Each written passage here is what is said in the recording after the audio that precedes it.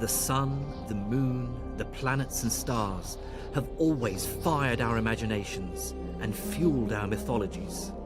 And studying the heavens, astronomy, is surely the oldest scientific discipline there is. What's really unexpected, I guess, is that astronomy has repaid our interest in it over the centuries.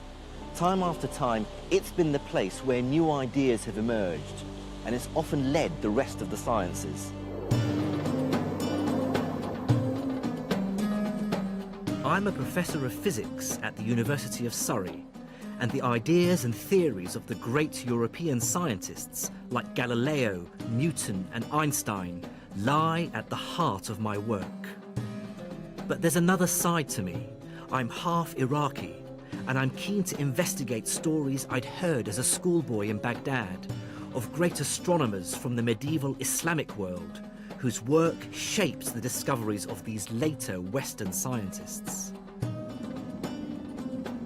So I'm going on a journey through Syria and Egypt to the remote mountains in northern Iran to discover how the work of these Islamic astronomers had dramatic and far-reaching consequences.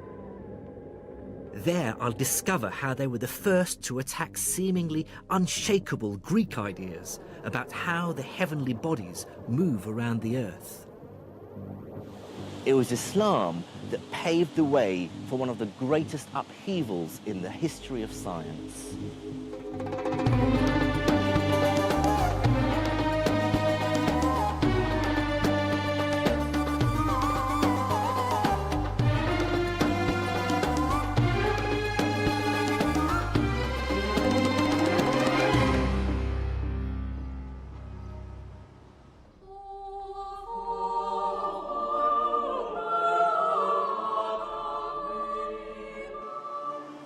This is the University of Padua in northern Italy. I'm here to see incontrovertible evidence that one of the greatest breakthroughs in European science links back to the earlier work by Islamic scholars. Because it was a news one that at that time... Astronomer Dr. Luisa Pigiotti and I are climbing up to the 18th century observatory. At the top, she promises to show me one of the most important books in scientific history. So, what do we have here?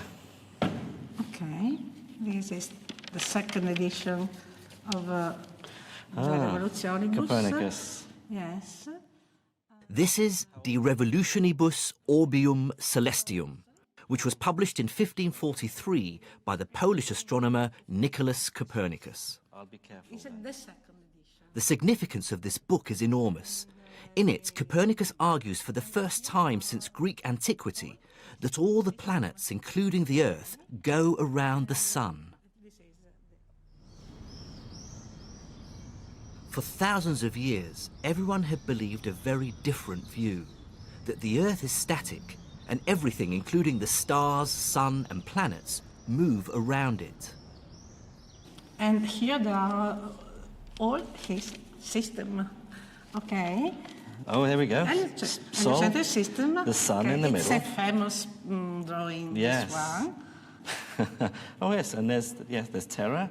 With the moon. There, with the moon with going the moon, around it. Okay, yes. This is an astonishing book, and many historians credit it with starting the European scientific revolution. The first crucial step in a journey that led to modern physics. Well, I agree, but it does seem a bit odd that one doesn't hear much about where Copernicus got his ideas and information. The impression is that they came out of nowhere. The beginning? And the beginning is all in Arabic. It certainly is a real revelation to me that he explicitly mentions a 9th century Muslim for providing him with a great deal of observational data, an astronomer who lived in Damascus called al-Battani. Like all the great scientists of the Islamic Empire, al-Battani lived in a culture without portraiture. All we have are later impressions of what he might have looked like. And here he mentioned Hipparchus, Calippo, Ptolemy, and so on, and he started to mention what he called Macometus aratensis, and means al-Battani. Okay. Yeah. And then this second book here. And the second book is, we can look at the beginning in Latin. I see, we can open it. Copernicus, in fact, made extensive use of al-Battani's observations of the positions of planets, the sun, the moon, and stars. He worked with Latin translations, similar to this one, of the Syrian astronomers' data. Kitab al-Zij al-Sabi. So this is Battani's Zij, his Yes. book of star charts. So it has the Arabic. Yes, all the Arabic Arabic on one treatise, side, yes, and then the Latin version. That's convenient. But he certainly had the data, the observational data by al-Battani. And, you know, And Copernicus's book is full of clues that hint at other past sources.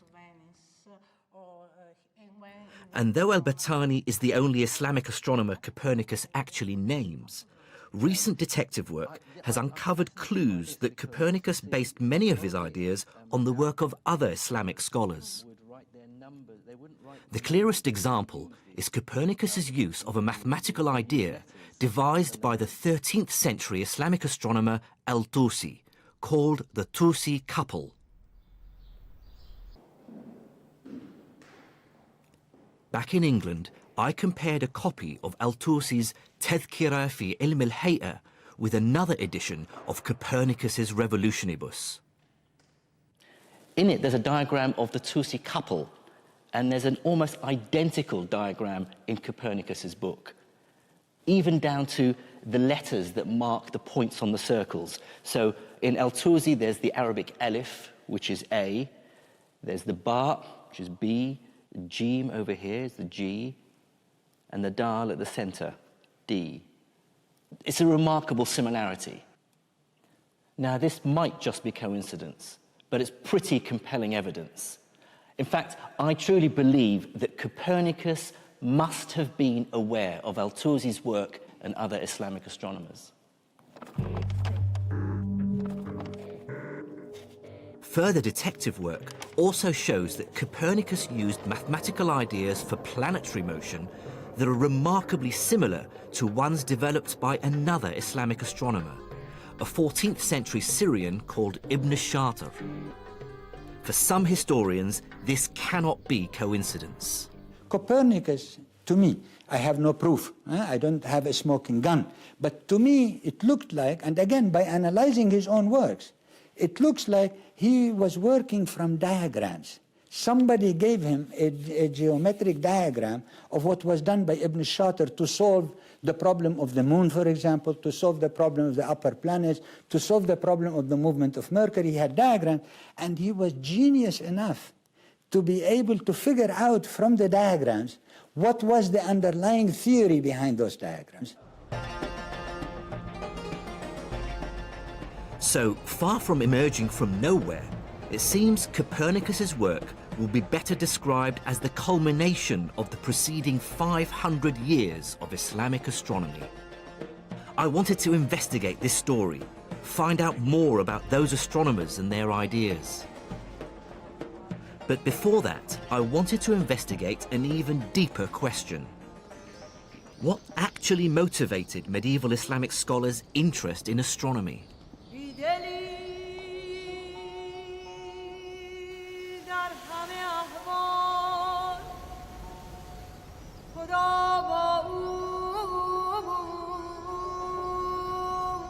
This is the Umayyad Mosque in the heart of the Syrian capital, Damascus, and is one of the oldest in the world.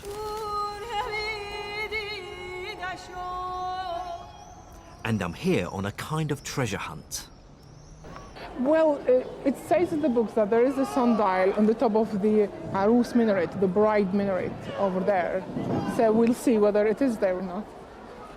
So this is Dr. Reem Turkmani, an astrophysicist and medieval astronomy expert from Imperial College London. And we're looking for one of the most accurate sundials made in the medieval world. And equally exciting for me is the fact that it was made by one of the Islamic astronomers who had so heavily influenced Copernicus, Ibn al-Shatir. Let's see.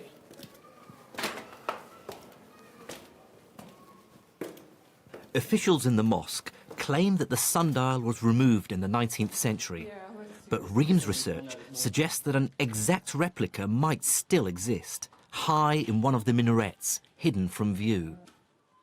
It's not quite the lost Ark of the Covenant, but the idea of discovering a 150-year-old artifact is still quite something. Would you recognise anything if you had a look? I need to look at the other window, sorry. No. No, it is further up. Yeah. Marking time accurately is essential to Islam. The Quran requires the faithful to pray 5 times a day at 5 very precise times.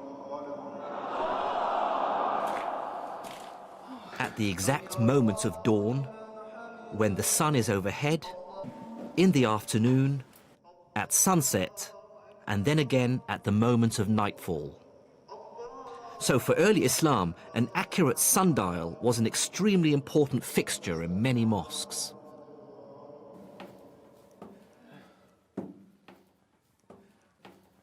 That's it, I found it. I found it. Yeah. Oh, so here it is, right. That's it, look. Just as described in the book. Well, it's hidden by the pillar. Yeah, no wonder they didn't know that it exists here. It's all covered with the pigeons' filth. Pigeon crap. Yeah. Oh. Oh, great, thank you. Try that. So, let's see. So, now, this consists of 3 sundials. The main big one, and there's the northern one and the southern one. There is a line here for Salat al-Dhuhr, the midday prayer, and there is one for the afternoon prayer. Ibn al-Shatir had calculated the arrangement of these lines so that the sundial remains accurate all through the year, even though the length of the days change. They will have the timekeeper. It's a very important job. So he would sit here watching the shadow. Yes, exactly. And exactly the precise moment for prayer, Yeah. he'd signal to the muezzin to start the call for prayer. Exactly. Okay.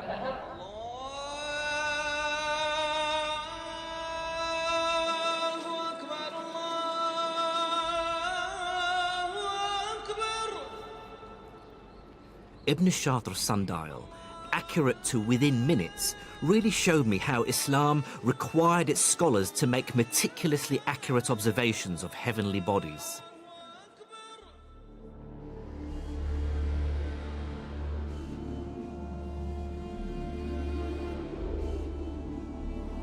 And I began to understand why Copernicus was so impressed by the work of his Islamic predecessors. They really brought standards of accuracy and precision to astronomy that were unheard of before. They'd calculated the size of the Earth to within 1% and created trigonometric tables accurate to 3 decimal places. And when I met up with Reem Turkmani again on Mount Qasyun outside Damascus, I was to hear about the Islamic astronomer who personified accurate observation. The man whose astronomical tables and measurements Copernicus explicitly makes reference to. Al-Battani. Born in 858 in southern Turkey, al-Battani made accurate astronomical measurement a personal obsession. And the story goes is that al-Battani used to observe on this mountain here and in this observatory. Over 40 years, from 877, both here and in the town of Raqqa, al-Battani's great project was to work out as accurately as possible the length of the year. This is a copy of the original manuscript. Okay. So I'll show you the chapter at which he explained the length of the year. Okay? The chapter 27. So he first started here by citing the ancient values of the Egyptians and the Babylonians, right? And he gives the length of year. Their estimate of the year was 365 days, 6 hours, and just over 10 minutes. To improve on this, al-Battani used his ingenuity and a device like this, an armillary sphere. He used it to measure how the length of shadows varied over the course of a year. With this information, he was able to work out the precise day on which it's both light and dark for exactly the same time, the so-called equinox. And he repeated his measurements over the course of 40 years. Now, here's the clever bit. He examined a Greek text that was written 700 years earlier and discovered the precise day on which its author had also measured the equinox. He now had two vital pieces of data: the number of days between the two observations and the number of years. He divided the first number by the second to arrive at an astonishing result. A year is 365 days, 5 hours, 46 minutes, and 24 seconds. And he gets the new number, which was only 2 minutes of the modern observations. 2 minutes. 2 minutes so of only. The length of a year to an accuracy of just 2 minutes. Exactly, the one he calculated.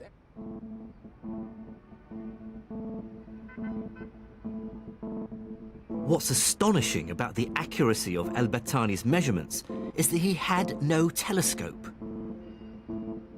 He used an armillary arm, his naked eye, and devices like this, an astrolabe. So you move the pointer and you move this disc with it to point towards the North Star. Then these small pointers here, they will give you the location of the rest of the stars and the planets. Yeah. Despite this, among his many other observations is an incredibly accurate figure for the Earth's tilt of just under 24 degrees, about half a degree from the figure we now know it to be. And he didn't stop there. He measured variations in the diameter of the sun to such accuracy that it led him to an astonishing conclusion.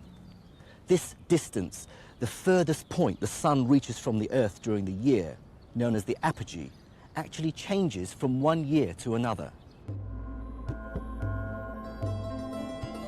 Also, his tables showing the position of the sun and the moon, which is what Copernicus refers to some 600 years later, set a new standard in precision and accuracy. So al-Battani and his fellow Islamic astronomers were clearly good observers. But so what, you might ask? Well, the answer is that their observations began to suggest to them that the prevailing Greek theory that described how everything in the heavens revolved around the Earth had some serious flaws.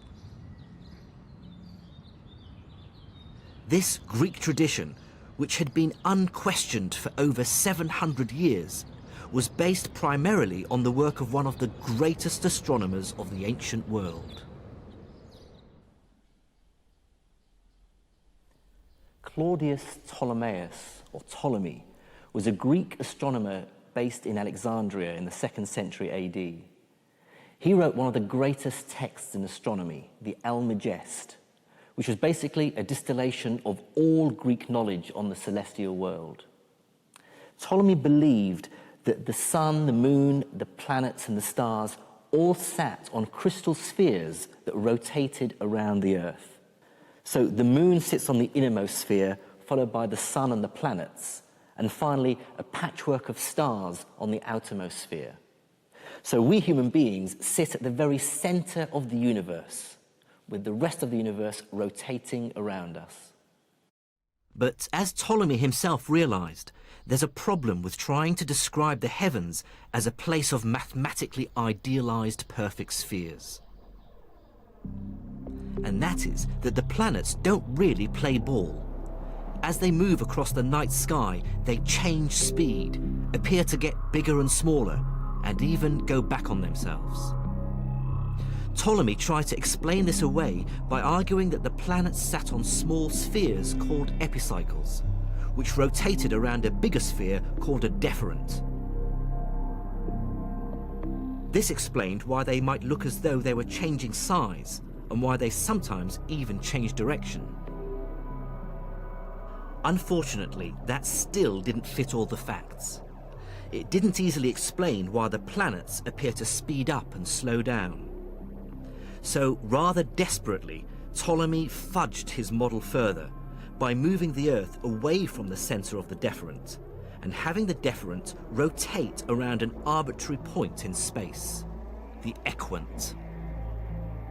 But now, the works of astronomers like al-Battani started to strain Ptolemy's ideas to breaking point.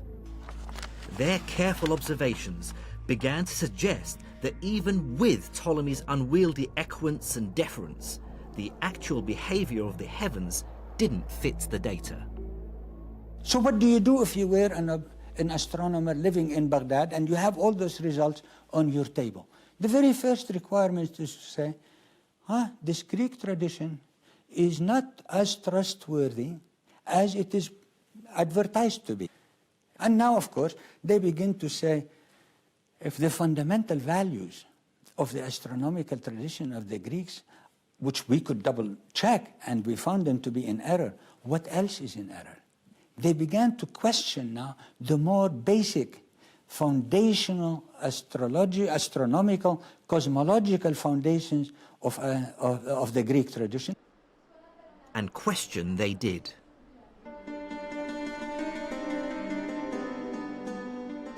What's absolutely striking about the writings of Islamic scholars by the 9th century is the increasing use of the word shukuk, which in English means doubts. They showed that it's sometimes necessary to doubt an idea that everyone around you believes unquestioningly. Islamic doubting of Greek astronomy began the slow process of undermining the notion that the Earth is at the center of the universe. To doubt takes great courage and imagination. But if the great dialogue between Islamic and European astronomers shows anything, it's that doubt, or shukuk, is the engine that drives science forward.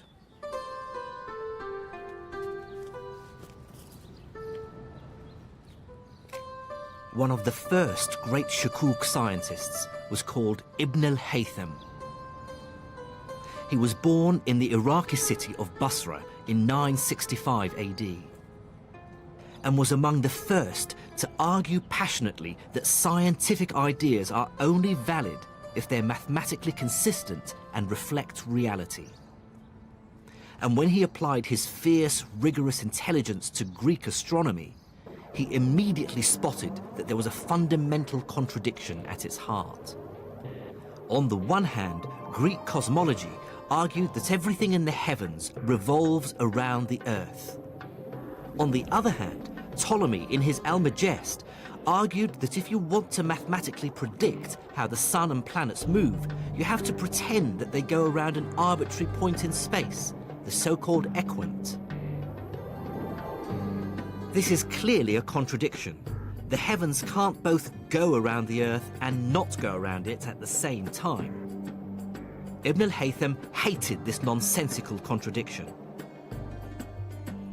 In the early 11th century, he wrote a paper, al-Shukuk ala Ptolemaios, or Doubts on Ptolemy. In it, he writes with barely contained frustration, Ptolemy assumes an arrangement that cannot exist. Ibn al-Haitam says that is a total absurdity. We cannot accept that, and furthermore, he says, it's not a slip of a tongue. Ptolemy knew that it was an absurdity, and he shows us where Ptolemy himself was embarrassed by having to introduce it. So he says there is a fundamental reasoning problem, meaning that the Greeks knew, that Ptolemy knew that he was making a mistake, but he knew he couldn't do any better, and hence now the challenge is to do one notch better, and hence to be able to fix this. That, in my explanation, begins to be the program of research for all astronomers to come. In order to achieve that project, you had to be convinced that it was possible to make high precision mathematical models of the way in which planets and stars move that would really capture how they are in the heavens.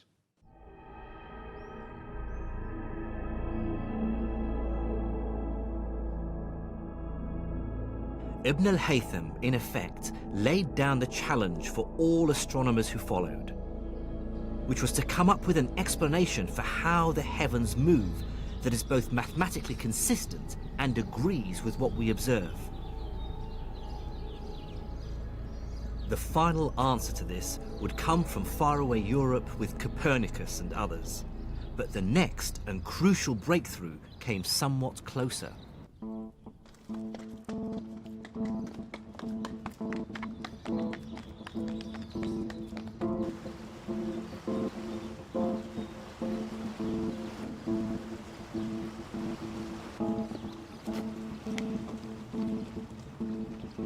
The top of this mountain in northern Iran was the adopted home of the man who was the next of Copernicus's Islamic influences, Nasruddin al-Tusi. He would succeed in rewriting Ptolemy's theory, which would ultimately lead to the overthrow of the geocentric view of the universe, and so the birth of the modern scientific age.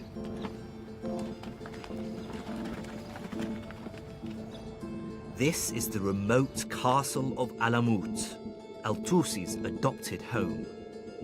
For many years, it was the home of a Muslim sect called the Ismailis. It's a lovely secluded spot, and it was the center of the Ismaili movement. It's not surprising that al-Tusi would find a home here. And it wasn't just him. Many other scholars were gathered here, and there seems to have been a library. It was a center for learning as well as a military stronghold.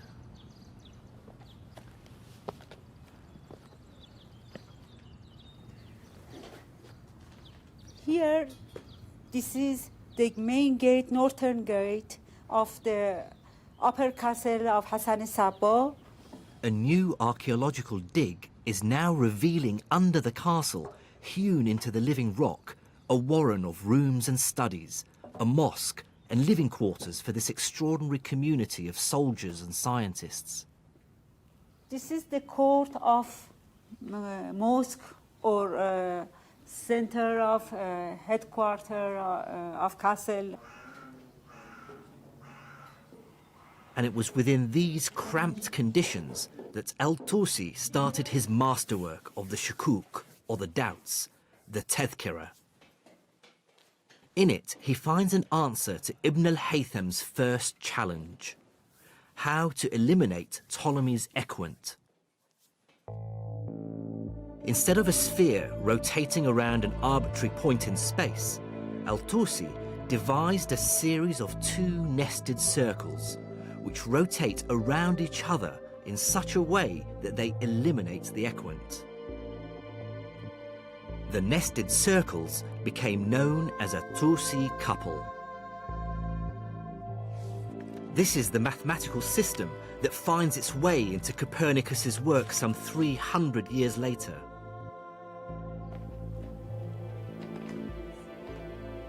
Having found a solution to the equant problem, al-Tusi now wanted to complete the task Ibn al-Haytham had started 200 years earlier: to find a consistent mathematical description of the movement of the celestial bodies. But to do that, he needed better data, which meant bigger and better equipment than he was ever going to find here at Alamut. And then something happened which changed al-Tusi's life forever: the Mongols.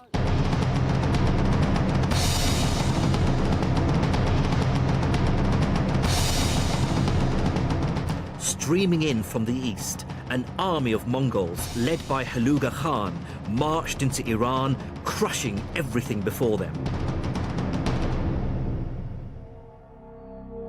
By 1255, they had reached the foothills of Alamut, intent on its destruction.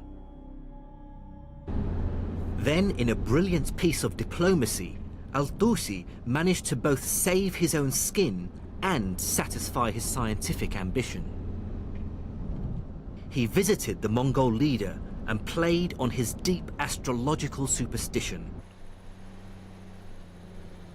Convincing him he could tell the future if only he had new equipment, al-Tusi persuaded the Khan to make him his head scientist and to build him just a few hundred miles away, perched on a hilltop where the air was clear, the largest observatory the world had ever seen.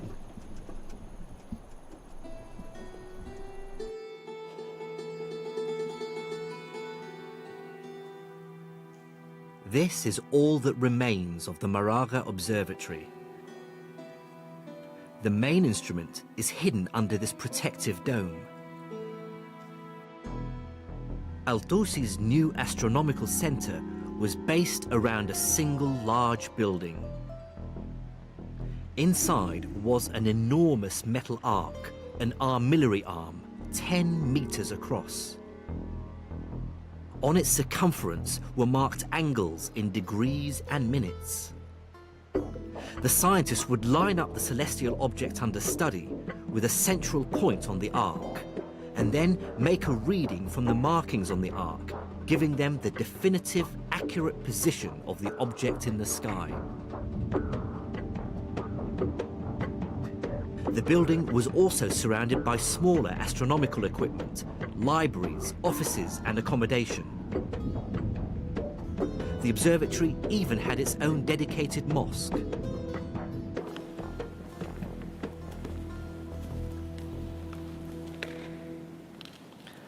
I suppose it is a little disappointing that there's not that much left of the place now. So you really have to imagine what it must have been like back in its heyday. After all, what al-Tusi built here was nothing less than the world's greatest observatory for 300 years. And like any modern-day international research institute, he brought together the world's greatest astronomers from as far away as Morocco and even China. I mean, it must have been a really great, buzzing atmosphere to work here.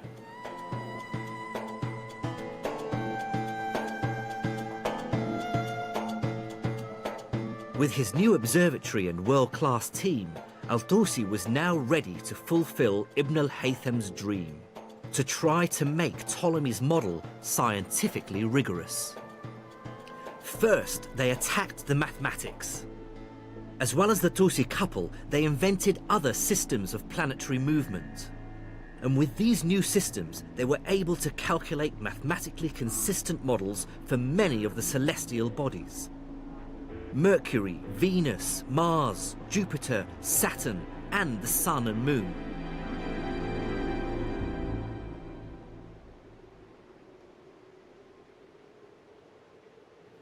Al-Tusi and the astronomers he brought together created what became known as the Maraga Revolution, which was a complete paradigm shift in astronomy, overthrowing the old Ptolemaic view.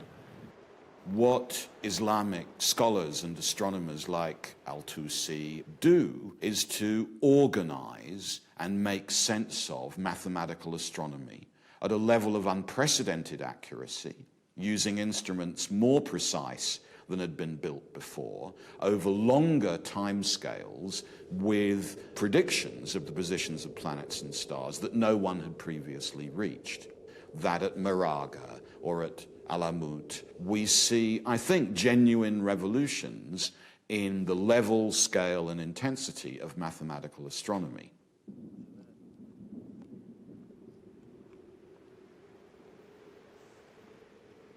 But there was still a problem. The new models were mathematically coherent, and they dispensed with Ptolemy's unwieldy equant. But they still firmly placed the Earth at the center of the universe, and that inevitably meant that their descriptions of the heavens were intricate and complicated, with epicycles, deferents, and couples. It was like some great cosmic gearbox.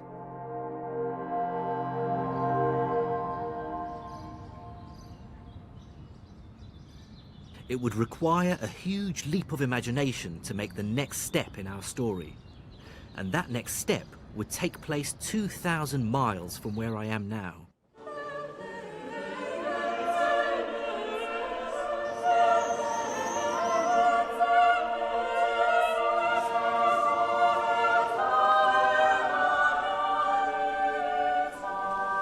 In my view, the last phase of the Maraga Revolution took place not in Iran or anywhere in the Islamic Empire, but here in northern Italy. Based on the work of Muslim scholars, places like the University of Padua were already starting a new scientific movement, the Renaissance. Back in Padua, where I began my journey, I now understand why Islamic astronomers were so important to Copernicus. They gave him his motivation. He's the first European to share Ibn al-Haytham's deep aversion to Ptolemy's cosmology. And that's what makes Copernicus not the first great astronomer of a new European tradition, but the last of the Islamic tradition.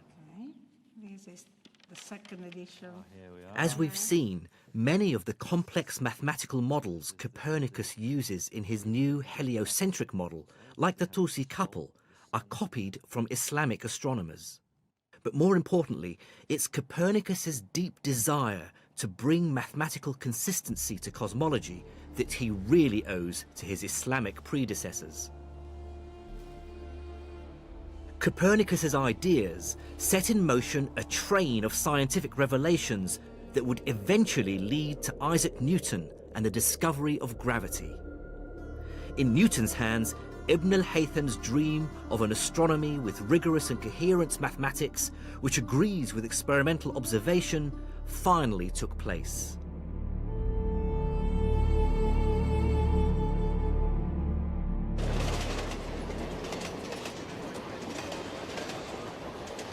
But this begs two crucial questions. Why was the great astronomical project which Islamic astronomers began completed in Europe and not in the Middle East? And how did knowledge of Islamic science get to Europe in the first place?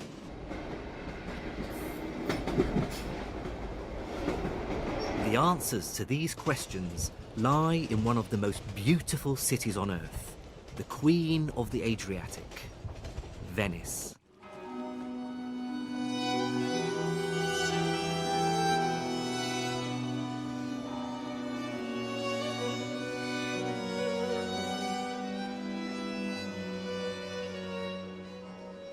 Venice was founded on a swamp off the coast of Italy and felt itself separate from Europe and not bound by its laws and traditions. And as Shakespeare famously pointed out, the two most important aspects of Venice were its merchants and its long-standing links with the Arabs or Moors. It was a rich and complicated relationship, sometimes based on piracy and theft. The story goes that in 828, two Venetian merchants stole the bones of a famous Christian saint from Venice's rival city across the water, Alexandria.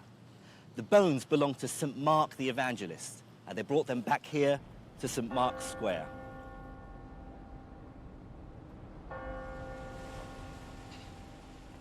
But without doubt, trade with the East brought to Venice great wealth and an exchange of ideas, customs and people, as Venice expert Vera Costantini showed me.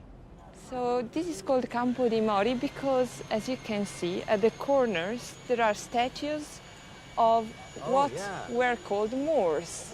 Yeah. Oh, there's another. Yeah, there's another one with a turban.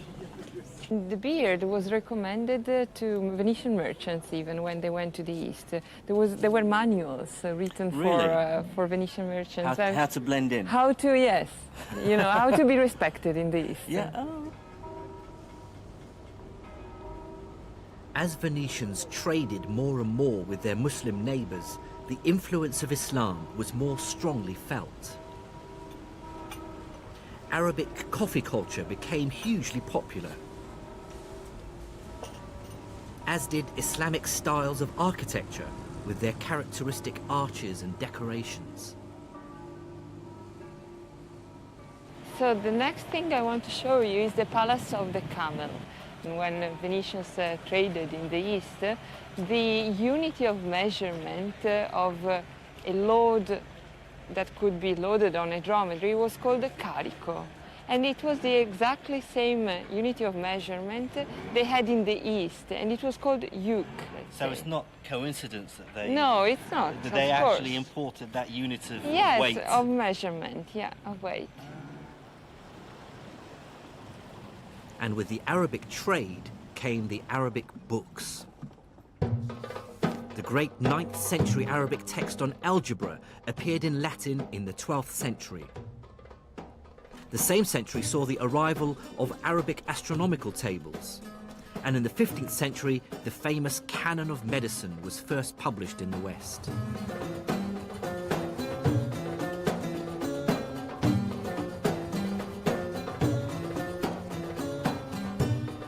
And this influx of learning seems to coincide with a great historical shift. The engine of science begins to move west, from the Islamic world to Europe. That's where the great breakthroughs from the 1500s would mainly take place.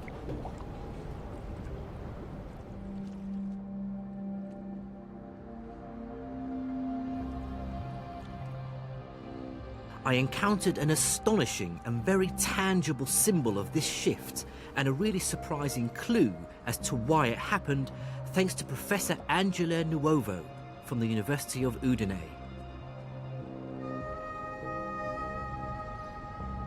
20 years ago, in this library on one of the islands of Venice, Angela discovered the only surviving version of a 500-year-old book. And what did it feel like? I mean, this is a big Yes. discovery. Yes, it was a great emotion. I remember it was July, very hot, like today, even hotter, and I felt cold at that moment, yes. And yes, it was a great emotion. What she found was the very first printed copy of Islam's holy book, the Quran.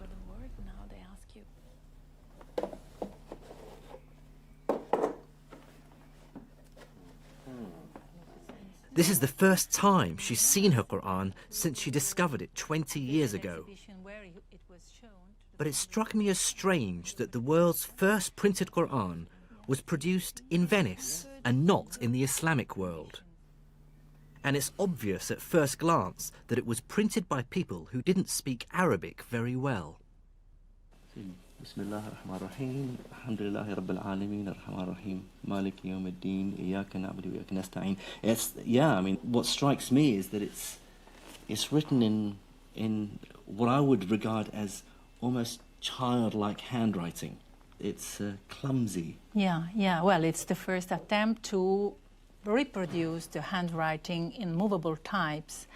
And as you know, the language has an enormous amount of sorts, different sorts, as, of course, every letter changes according to ligatures and the position of course. So in the line. The word dhalika, which means for that, the dash should be underneath the L here, but it's above it. Yeah. So instead of saying dhalika, it says dhalaka, which is wrong. Probably there were not people really of mother language in the press. So there were some errors of the mistakes in the text, which are, of course, sins. Yes, of course. I mean, as the Quran, for every Muslim believes it's the word of God. You the can't word of change God. it. So when you change it, it's a sin. Yes. How was it first received, do you think, when it was published? Well, yes, the idea is that the hypothesis is, and I think it's true, that it was an enormous failure from really the business point of view, as the Muslim didn't accept the printing press for centuries, and probably the whole copies of this book were destroyed. So we don't have any other copy. Probably the only one that remained in the Western world is this book. I felt that the failure of this printed Quran to catch on in the Islamic world spoke volumes.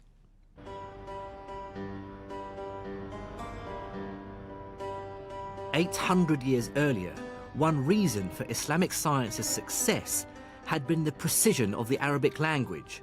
With over 70 different ways of writing its letters and many extra symbols to define pronunciation and meaning, it allowed scholars of many different lands to communicate in a single common language." Now, with the arrival of the printing press, scientific ideas should have been able to travel even more freely. In the West, books printed in Latin accelerated its scientific renaissance. But because of its symbols and extra letters, Arabic was much harder to set into type than Latin, and so a similar acceleration in the Islamic world failed to materialize. I believe this rejection of the new technology, the printing press, marks the moment in history when Arabic science undergoes a seismic shift. Europe has embraced Greek and Arabic knowledge and the new technology, and Galileo and his ilk are poised at the cusp of the Renaissance. It has been a turning point both in the history of the Venetian printing press, who used to be extremely powerful. I mean, it's the limit of expansion, let's say, and in the history of the relationship, the cultural and general relationship between the East and the West, as acceptation of printing would have meant the acceptation of the first important technology. So, you know, the two histories started to differ very much, as you know.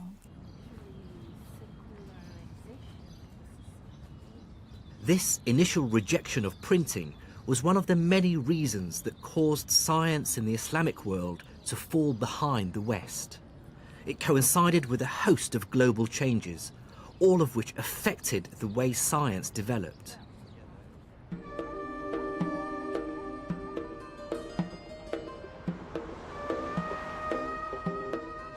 The first and most obvious reason for the slowdown in Islamic science is that the Islamic Empire itself falls into decline from the mid-1200s. One reason for this is that it's under attack from all sides. From the east are the Mongols. In 1258, they invaded the capital Baghdad, and it's said that the waters of the Tigris and Euphrates rivers ran black for days with the ink of the books they'd destroyed. But trouble was also brewing in the far west of the empire. Islamic Spain, already fragmented into separate city-states, now faced a new threat, a united and determined onslaught from the Christian north. The Reconquest, as it was called, raged for hundreds of years, but culminated in the 15th century when Ferdinand II and Isabella led an army which forced the last of the Muslims in Granada to surrender in 1492. The Christians were intent on removing every last vestige of Islamic civilization and culture from Spain. In 1499, they ordered the burning in this square in Granada of all Arabic texts from Granada's libraries, except for a small number of medical texts. Within about 100 years, every Muslim in Spain had either been put to the sword, burnt at the stake, or banished. And Christians from the east of Europe were intent on reclaiming the Holy Land. The Crusades. Bent on carving out a holy Christian Levant and claiming the holy city of Jerusalem, the Crusaders launched a massive attack on northern Syria. They quickly captured this castle and turned it into one of their strongholds. Then, with ruthless and missionary zeal, they marched on Jerusalem. And as the empire fought with its neighbours, it collapsed into warring fiefdoms. The Mamluks, slaves who originally belonged to the state of Egypt, became its leaders. The Berber Almohads ruled Morocco and Spain in the 13th century, and the north of Syria and Iraq splintered into a series of city-states. But for many historians of science, the biggest single reason for the decline in Islamic science was a rather famous event that took place in 1492. That year, the entire political geography of the world changed dramatically when a certain Christopher Columbus arrived in the Americas. I explain it with the phenomena of the discovery of the New World in 1492. The immediate result is that you got immense amount of gold and silver coming to the royal houses of Europe at the time, and all the adventurous empires and royal houses of the time who were setting colonies all over the world. And science always follows the money. As the 16th and 17th centuries came and went, that money, power, and hence scientific will moved through Spain and Italy and on to Britain. By the 17th century, England, sitting at the centre of the lucrative Atlantic trade route, could afford big science. And that ultimately explains why the greatest book in world science, Sir Isaac Newton's Principia Mathematica, the book that ultimately explains the motion of the sun, the moon and the planets, was not published in Baghdad, but in London. It was necessary for him to have data of astonishing accuracy gathered from across the world. Global inventories of numbers, observations, positions. The heights of tides, the positions of comets and planets, the rate at which pendulums beat. It's a global project. It's big science. And many of those observations, many of those mathematical models were, of course, models initially developed by Islamic astronomers in Egypt and the Near East and Central Asia. But there's a final twist in the tale. As the wealth of the Islamic nations subsided through war, political and religious entrenchment, and the loss of its lucrative trade, so its science declined.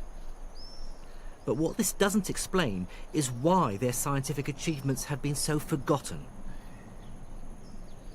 And that's partly because, as Europeans colonized great swathes of the Middle East and Asia, they actively encouraged the idea that the civilizations they encountered were moribund and in decline.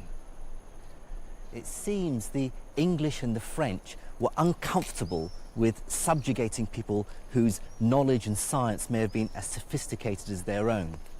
So it became important to portray the Islamic world in a very specific way.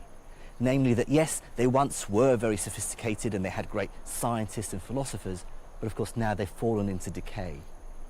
Somehow, this point of view made the whole colonial enterprise seem much more palatable. One of the most fascinating developments, I think, in the history of the encounter between Western Europeans and other cultures is a kind of shift which has got fundamental and terrible consequences amongst Western Europeans when they start to reflect on why they are superior. It doesn't often cross Western Europeans' minds that they might not be superior to everybody else. For a very long time, after all, Western Europeans in general, the British for example, supposed that their superiority lay in their religion. But then I think around the 1700s, we begin to see a shift. And the shift is from claiming that the reason for European superiority is its religion to the reason for European superiority is its science and technology. Eventually it ends up with the famous phrase, we have the Gatling gun and they do not.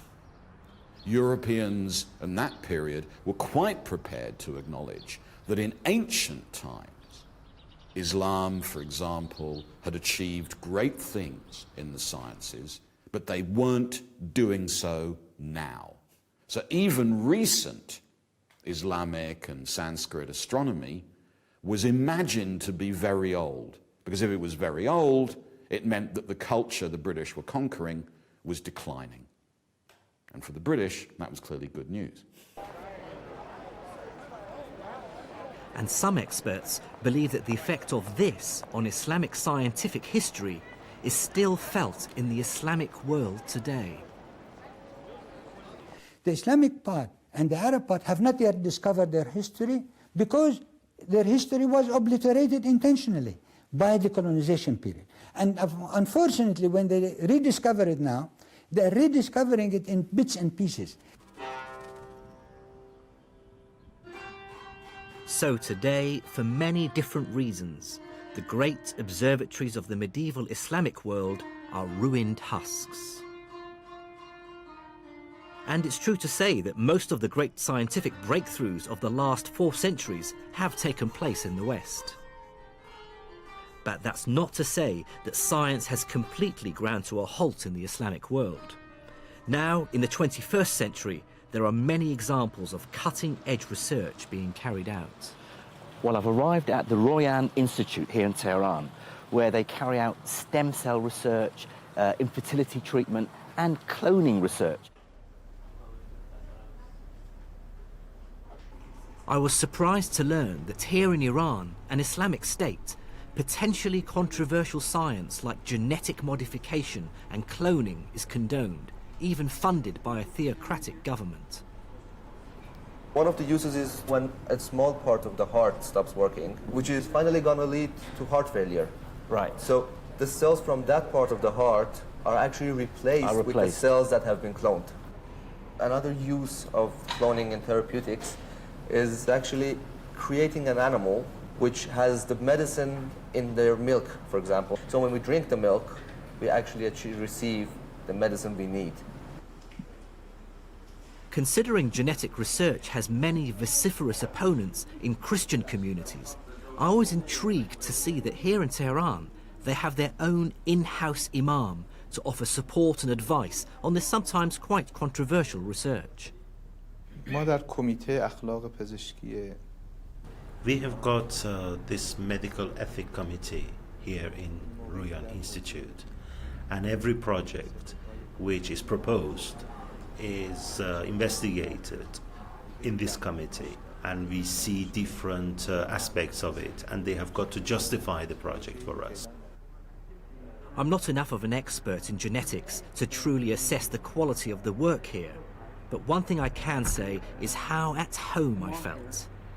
Whatever cultural and political differences we have with the Iranian state, inside the walls of the lab, it was remarkably easy to find common ground with fellow scientists.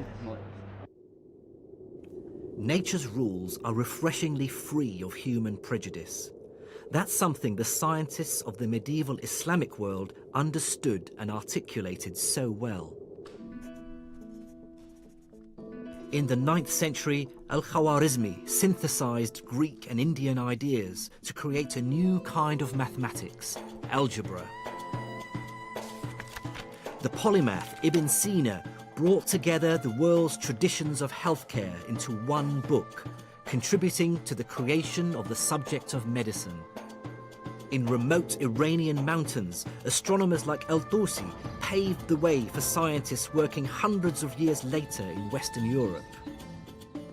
These scientists' quest for truth, wherever it came from, was summed up by the 9th century philosopher al-Kindi, who said, "It is fitting for us not to be ashamed of acknowledging truth and to assimilate it from whatever source it comes to us. There is nothing of higher value than truth itself. It never cheapens or abases he who seeks."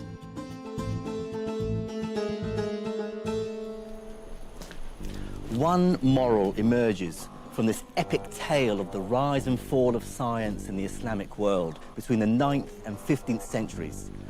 And that is that science is the universal language of the human race. Decimal numbers are just as useful in India as they are in Spain. Star charts drawn up in Iran speak volumes to astronomers in Northern Europe. And Newton's Principia is just as true in Arabic as it is in Latin or English. What medieval Islamic scientists realized and articulated so brilliantly is that science is the common language of the human race. Man-made laws may vary from place to place, but nature's laws are true for all of us.